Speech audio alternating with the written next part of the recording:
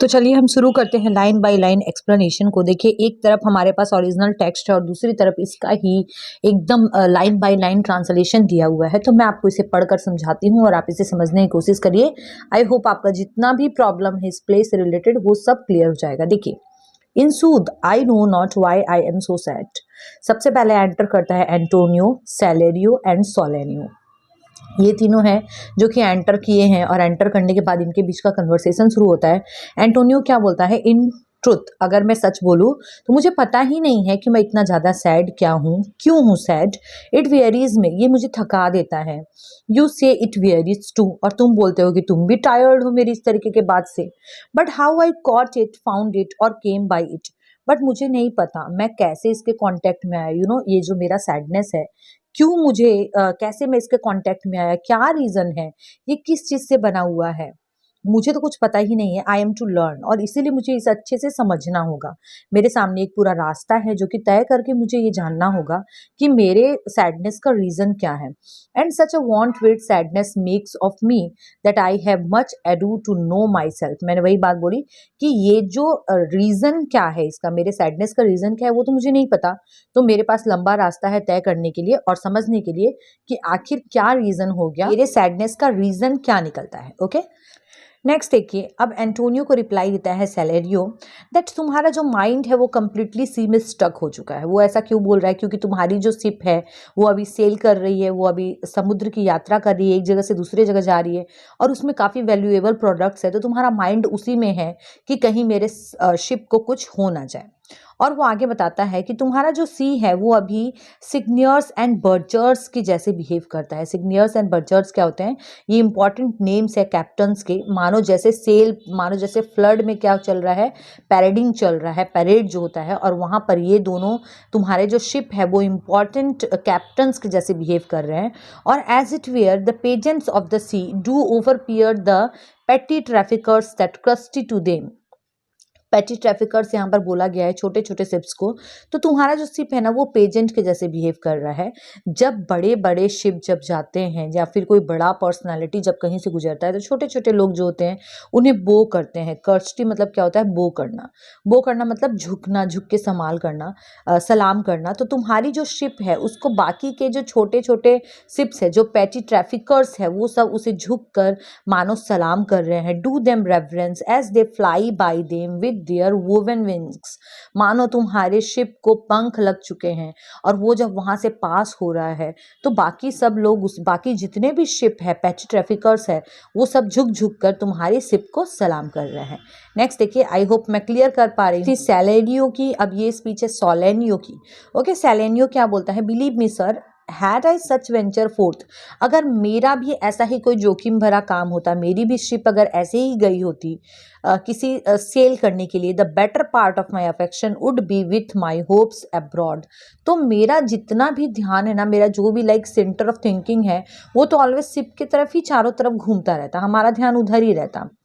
I should be, और अगर मेरी शिप उधर जाती तो मैं क्या करता, तो देखो मैं क्या करता ना, ग्रासेस को उखाड़ कर ऑलवेज मिट्टी मिट्टी के डायरेक्शन को देखता कि वो किस तरफ जा रही है। उससे क्या पता चलता कि हवा किस तरफ है, क्योंकि हवा जिस तरफ होती है सेल करने में शिप को उस तरफ आसानी होती है। तो अब कहीं हवा का डायरेक्शन गलत तो नहीं है जो मेरे शिप के लिए गलत होता। तो ये सारी चीज़ें मैं चेक करते रहता है। और क्या करता, मैं ऑलवेज रोड्स की एंड जो भी जो इम्पॉर्टेंट पोर्ट्स है उन सब के मैप्स को ऑलवेज निहारते रहता। And every object that might make me fear misfortune to my ventures out of doubt would make me sad. और ऐसा कोई भी चीज़ जिससे कि मेरे में कोई डाउट भी आ जाता कि मेरे लिए ये खतरनाक हो सकता है, मेरे लिए ये मिसफॉर्चुनेट हो सकता है, तो ये चीज़ मुझे क्या कर देती, सैड बना देती। ओके, नेक्स्ट देखिए, सैलेरियो क्या बोलता है वापस से, माई विंड कूलिंग माई ब्रॉथ। अब देखिए यहाँ पर ये बहुत ही अच्छा एग्जाम्पल देता है कि अगर मैं फूंक मारता हूँ, अगर माई विंड मतलब मेरे मुंह से जो हवा निकलती है वो मेरे ब्रॉथ को ठंडी कर सकती है, उसको उथल पुथल कर सकती है। ब्रॉथ मतलब क्या होता है, सूप। तो हम जो सूप पीते हैं पीने से पहले उसे हल्की सी हवा मारते हैं तो उससे वो क्या होता है, ठंडी हो जाती है। तो अगर विंड जो कि गॉड की विंड है, अगर वो चल पड़े, would blow me to an ague when I thought what harm a wind to great at sea might do। तो सोचो एक छोटी सी फूक जब ऐसा कर सकती है तो जो समुद्र में जो हवा चलेगी उससे मेरे शिप के ऊपर क्या असर पड़ सकता है। I should not see the sandy hour glass run. अगर मैं तुम्हारी जगह होता तो मैं तो सैंडी आवर ग्लास को भी चलते हुए नहीं देख सकता था। सैंडी आवर ग्लासेस क्या होते हैं? देखिए इस तरीके के पुराने टाइम में एक ये इस तरीके से एक स्ट्रक्चर होता था। यहाँ पर बहुत सारी रेत होती थी जो कि धीरे धीरे धीरे धीरे नीचे आती थी। तो यहाँ पे ये क्या बोलना चाहता है, अगर मैं इस तरीके के सैंडी आवर ग्लासेस को देखता तो उसमें रेत देखता।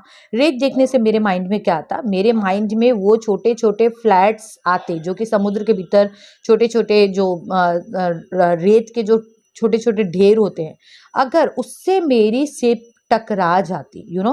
वेल दी एंड्रयू, यहाँ पर एंड्रयू जो है इससे हमें पता चल रहा है कि एंटोनियो का जो शिप है उसका नाम एंड्रयू है। तो अगर वो उससे टकरा जाती, टकराने के बाद क्या होता, vailing her high top lower than her ribs to kiss her burial. तो उसका जो हाई टॉप है, लाइक शिप का जो इस तरीके का शेप रहता है, तो ये जो शेप रहता है ना ये पानी में नीचे चला जाता, और इसका जो रिब्स रहता है, ये वाला जो इसका रिब्स है ये भी यहाँ पर टकरा जाता, टकरा कर टूट जाता। Should I go to church and see the holy edifice of stone and not bethink me straight of a dangerous rocks। देखिए यहाँ पर एक और एग्जांपल देता है सेलेरियो दैट कि अगर मैं जाता शिप में और अगर मैं चर्च में जाता और चर्च में जाकर देखता बड़े बड़े स्टोन्स को, एडिफिस को, तो भी मुझे है ना डेंजरस रॉक्स की याद आ जाती। समुद्र के भीतर बहुत सारे बड़े बड़े रॉक्स भी होते हैं, और अगर वो मेरे जेंटल वेसल के किसी भी साइड को टच कर देते तो उसमें जो स्पाइसेस है, स्पाइसेस मतलब क्या होता है, मसाले, तो वो जो मसाले हैं ना वो जो रोरिंग वाटर्स है, जो वेव्स है उसके ऊपर पूरे स्कैटर हो जाते, बिखर जाते, एंड एक ही मिनट में कहाँ से कहाँ पहुंच जाता। व्हाट ही ट्राइंग टू से is that in a word, अगर मैं सीधी सीधी एक बात में बोलूँ, ये सेलेरियो बताता है कि अगर मैं एक बात में बताऊं इन अ वर्ड, तो ये मेरे लिए बहुत वर्दी है सिर्फ, लेकिन अगर टकरा जाए तो उसका क्या ही कीमत रह जाएगा, फिर वो कुछ भी नहीं रहेगा। Shall I have the thought to think on this and shall I lack the thought that such a thing bechanced would make me sad. तो क्या मैं ये सोचूं, क्या मुझे ये सोचना चाहिए कि हाँ चलो अभी तो सब कुछ ठीक है, लेकिन अगर बी चांस, बाई चांस कुछ हो जाता है तो मेरे साथ क्या होगा। और ये बाई चांस वाला थॉट जो है ना ये भी मुझे सैड बना सकता है। तो क्या करना चाहिए, but tell not me, I know Antonio is sad to think upon his merchandise. तो ये क्या बोलता है सेलेरियो कि मुझे मत बताओ, मुझे पता है तुम्हारे सैडनेस का रीजन क्या है। यू आर वरिंग बिकॉज तुम्हारी जो मर्चेंडाइज, जो तुम्हारी जो शिप है वो सेल कर रही है, और यही रीजन है तुम्हारे सैडनेस का।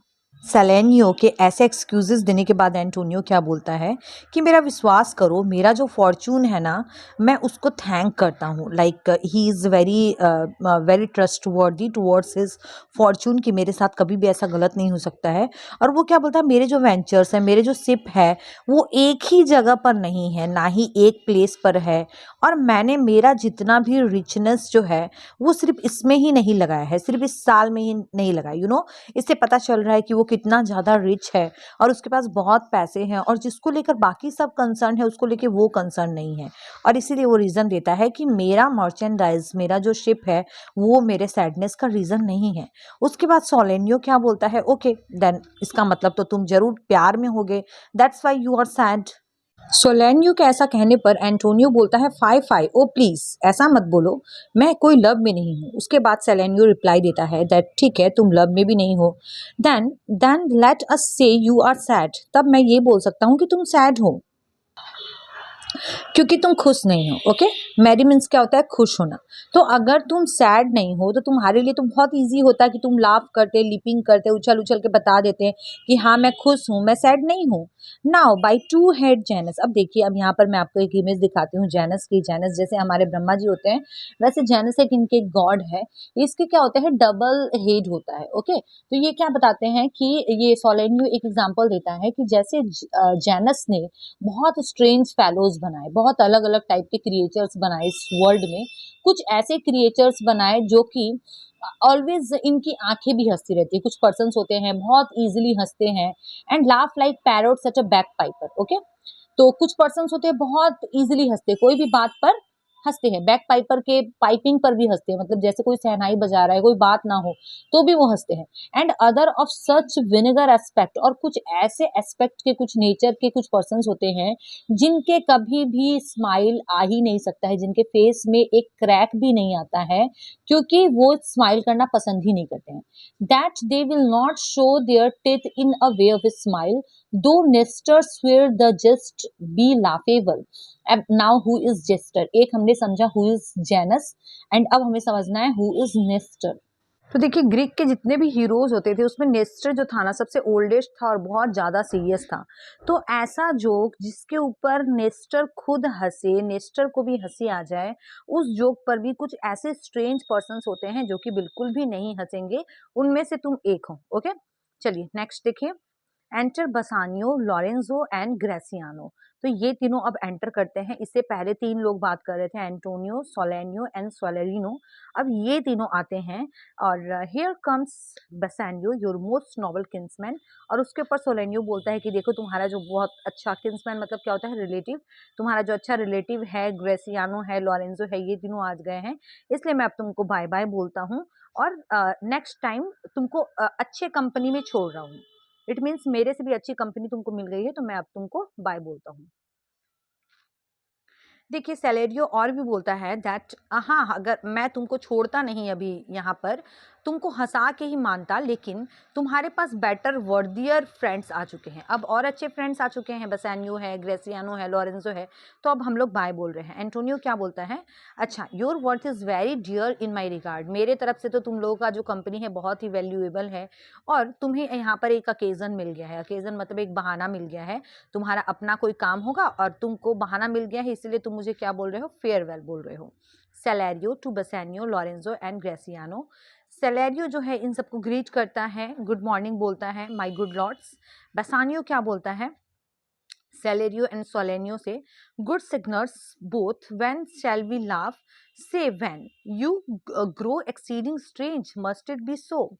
बसानियो जो है सेलेरियो और सोलेनियो को बोलता है कि अच्छा आप मुझे बताओ हम लोग कब हंसेंगे, हम लोग कब वैल्यूएबल टाइम स्पेंड करेंगे साथ में, आखिर कब होगी हमारी कंपनी एक साथ, और तुम तो दिन पर दिन स्ट्रेंज होते जा रहे हो बिकॉज अब हमारा मिलना नहीं हो रहा है। They are talking like good friends. Okay, इस पर सेलेरियो रिप्लाई करता है दैट ओके, हम लोग अपना जो लीजर टाइम है, लीजर मीन्स क्या होता है, खाली टाइम, हम उसे अपना अरेंज करेंगे और उसके बाद हम लोग जरूर मिलेंगे। नेक्स्ट लॉरेंजो बोलता है एंटोनियो को कि जैसे कि आपको आपका अच्छा किन्समैन, रिलेटिव बसानियो, आपका फ्रेंड जो है वो मिल गया है, तो इसलिए हम दोनों भी जाते हैं, लेकिन मैं आपको याद दिलाता हूँ कि डिनर टाइम में हम लोगों को जरूर मिलना है। ओके, इसे रिकॉल करवाता है। बसानियो बोलता है I will not fail you, ठीक है मैं फेल नहीं करूँगा और हम लोग सब मिलेंगे। ग्रेसियानो बोलता है यू लुक नॉट वेल। ग्रेसियानो क्या बोल रहा है, सिग्नियर एंटोनियो। सिग्नियर देखिए एक बोलने का एक तरीका होता है, जैसे फ्रेंच में मीशो बोलते हैं, जैसे हम लोग श्रीमान बोलते हैं या फिर जेंटलमैन बोलते हैं, तो ये एक बोलने का तरीका है। तो ग्रेशियानो बोलता है एंटोनियो क्योंकि मुझे तुम ठीक नहीं लग रहे हो, और you have too much respect upon the world, they lose it that do buy it with much care. और एक एग्जाम्पल देता है कि इस वर्ल्ड में जो लोग जिस चीज़ की जितनी ज़्यादा परवाह करते हैं ना, आखिर वो उसे खो ही देते हैं। Believe me, you are marvellously changed, और मुझे लग रहा है कि तुम ना काफ़ी ज़्यादा चेंज हो चुके हैं। एंटोनियो क्या बोलता है, I hold the world but as the world, Graciano, a stage where every man must play a part and mine a sad one. अब देखिए एंटोनियो क्या रीज़न देता है अपने सैडनेस का, वो बोलता है कि मैं इस वर्ल्ड को एक स्टेज के जैसा कंसिडर करता हूँ ग्रेसियानो, बिकॉज ये वर्ल्ड क्या है, एक स्टेज है, जैसे शेक्सपियर ने बोला है कि हर एक पर्सन को यहाँ पर अपना एक कैरेक्टर प्ले करना है। तो एंटोनियो बोलता है कि मेरा जो कैरेक्टर है इस स्टेज पर, इस वर्ल्ड रूपी स्टेज पर, वो सैड है, तो मुझे सैड ही बनकर रहना अच्छा लगता है और इसलिए मैं सैड हूँ, और लोग सोचते हैं कि मैं काफ़ी ज़्यादा चेंज। ग्रेसियानो क्या बोलता है कि ओके, तुम्हें अगर लगता है कि तुम्हारा कैरेक्टर ही ऐसा है, तो मैं फूल का रोल प्ले करता हूँ। फूल क्या होते थे शेक्सपियर के टाइम में, जितने भी कोर्ट्स वगैरह होते थे, इसमें एक फूल होता था। फूल एक क्लाउन होता था एक्चुअली, जिसका कि काम ही होता था राजा वगैरह को हंसाना, उनके स्ट्रेस को कम करना। तो ये बोलता है मैं तुम्हारे लिए फूल बनने के लिए भी रेडी हूँ और उसके बाद मैं तुम्हें हंसाऊंगा। With mirth and laughter let old wrinkles come. तो जब तुम हंसोगे, जब तुम पहले हुआ करते थे, जब तुम्हारे चेहरे पर रिंकल्स होते थे, रिंकल्स मीन्स जब तुम हंसते थे तो एक क्रीज पड़ जाती थी, उसको रिटर्न लेके आऊंगा। And let my liver rather heat with wine than my heart cool with mortifying groans. और ये क्या बोलता है, चलो वाइन अगर हमारे हेल्थ के लिए खराब भी होती है ना, हमारे लीवर के लिए खराब होती है तो भी ठीक है, वो भी मंजूर है मुझे। इससे ज़्यादा कि ग्रोन्स, ये जो हमारे जो गुस्से वाले जो एक्सप्रेशन होते हैं वो हमारे हार्ट को जो कूल करे, उससे बेटर होगा कि मैं वाइन को चूज करूंगा। इट मीन्स अगर हंसना ही है, रिंकल्स आई ही अगर, तो वो हंसी के थ्रू आने चाहिए, ना कि ओल्ड एज के through. Why should a man whose blood is warm within sit like his grandsire cut in alabaster? Who is what is alabaster? Alabaster is actually एक मूर्तिकार टाइप का एक पर्सन है, आप यहाँ पर इमेज में देखिए। तो ये क्या बोलता है, ये जो पूर्वज होते थे उनसे बिलोंग करता है। तो अपने ग्रैंडफादर के जैसे तुम क्यों बैठे रहोगे? जब तुम एक वार्म पर्सन हो, जब तुम एक जवान पर्सन हो, तो तुम इस तरीके से बिहेव क्यों करोगे? Sleep when he wakes and creep into the jaundice by being peevish. तो यहाँ पर ये इसे मोटिवेट करता है कि तुम अब एल्बेस्टर के जैसे, तुम ग्रैंड फादर्स के जैसे बिहेव क्यों करोगे और इतने इनएक्टिव क्यों रहोगे कि तुम जब उठो तो तुम्हें जॉइंटिस जैसा कुछ हो जाए। जॉइंटिस मीन्स यहाँ पर क्या होता है, कॉलेरा वगैरह। तो ये उस टाइम में बीमारी चल रही थी, उसके बारे में यहाँ पर डिस्क्रिप्शन दिया गया। By being peevish, okay, I tell thee what Antonio I love thee. देखिए ग्रेसियानो की स्पीच यहाँ पर बहुत ही बड़ी है, इससे हमें पता चलता है दैट ग्रेसियानो एक मुफट टाइप का पर्सन है, जो भी है वो ओपनली बोल देता है, अपने फ्रेंड्स को बहुत मानता है, इसलिए वो इस तरीके से बिहेव कर रहा है एंटोनियो को हंसाने के लिए। अब क्या बोलता है, देखो एंटोनियो, मैं तुम्हें अच्छा समझता हूँ, मैं तुम्हारा फ्रेंड हूँ, मेरा हार्ट तुम्हारे लिए तड़पता है, इसलिए मैं तुमको इतना कुछ बोल रहा हूँ। There are a sort of man whose vices do cream and mantle like a standing pond.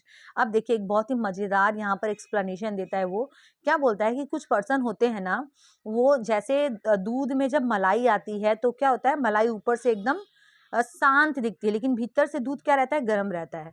कुछ लोग ऐसे होते हैं जो कि जानबूझकर स्टिलनेस, बहुत काम दिखते हैं, उनका पर्पस क्या रहता है इस तरीके से बिहेव करने का कि लोग समझे कि वो बहुत समझदार है, ग्रेविटी वाले हैं, प्रोफाउंड कंसीट के हैं। कंसीट मीन्स उनका जो नेचर है वो बहुत ही प्रोफाउंड कंसीट के है, और वो ऐसा इसलिए बिहेव करते हैं क्योंकि वो बोलना चाहते हैं I am sir oracle, okay, and when I ope my lips let no dog bark. ये बहुत ही इंपॉर्टेंट लाइन यहाँ पर। ये क्या बोलते हैं कि कुछ पर्सन्स ऐसे होते हैं जो अपने आप को ऑरेकल दिखाते हैं। Oracle was actually a professor, तो वो अपने आप को दिखाते हैं कि मैं बहुत सीरियस हूँ, और जब मैं अपना लिप्स खोलूँ, जब मैं बोलूँ ना, तो कोई मेरे सामने ना बोले, क्योंकि वो जनरली बहुत चुप रहते हैं। जो चुप रहते हैं तो लोग उन्हें बहुत समझदार समझते हैं, बहुत बहुत प्रोफाउंड समझते हैं। O my Antonio, I do know of these that therefore only are reputed wise for saying nothing. अब ग्रेसियानो यहाँ पर क्या बोलता है कि मुझे पता है तुम भी वैसे ही बिहेव कर रहे हो, और वो इसलिए कुछ नहीं बोलते हैं क्योंकि लोग उन्हें बहुत ज्यादा रेप्यूटेड समझे, would almost dam those years. और जब वो बोलेंगे ना, तो जो लोग उन्हें बहुत प्यार से सुना करते थे वो भी उन्हें एक्चुअली में फूल ही समझेंगे। ऐसे पर्सन्स जो ऑलवेज चुप रहते हैं, जब वो बोलेंगे तो लोग समझ जाएंगे कि ये तो फूल है। I will tell thee more of this another time, but fish not with this melancholy bait, for this fool gudge on this opinion. Come, good Lorenzo, fare ye well a while. I will end my exhortations after dinner. देखिए यहाँ पर भी बहुत ही मजेदार उसने एक example दिया, और क्या बोला कि तुम मुझे उन फिशेस में से मत समझना, उन बेवकूफ लोगों में से मत समझना जो कि इस चारे में फंस जाएगी। चारा क्या है, जैसे फिश को हम चारा देकर फंसाने की कोशिश करते हैं कांटे में, तो तुम्हारा चारा क्या हुआ कि तुम चुप रहकर लोगों को बेवकूफ बनाते हो। तो तुम ऐसा मत समझना कि तुम चुप रहोगे तो मैं बेवकूफ बन जाऊंगा, क्योंकि मैं उस टाइप की फिश हूं ही नहीं। एंड उसके बाद बोलता है, इतना कुछ बोलने के बाद क्या बोलता है कि ठीक है, अभी तो मैं तुमको फेयरवेल कर रहा हूँ, बाय बाय कर रहा हूँ। मेरा ये जो तुमको एनकरेज करने वाला जो स्पीच है, ये मैं डिनर में कंटिन्यू करूंगा। अभी हमने ऊपर देखा ना कि ये लोग आपस में डिनर की बातें कर रहे थे, तो ये बोलता है अब मैं डिनर में से कंटिन्यू करूंगा, तब तक के लिए तुम अभी रेस्ट लो, उसके बाद में कंटिन्यू करता हूँ। मैं भी अभी इस चैप्टर को, इस प्ले को यहीं तक कंटिन्यू कर रही हूँ। आज हमने लाइन नंबर 1 से लेकर ऑलमोस्ट लाइन नंबर 109 तक पढ़ लिया, 110 से हम नेक्स्ट डे शुरू करेंगे। Thank you so much for watching study table. अपने फ्रेंड्स के साथ शेयर करिए, सब्सक्राइब करिए और बने रहिए मेरे साथ।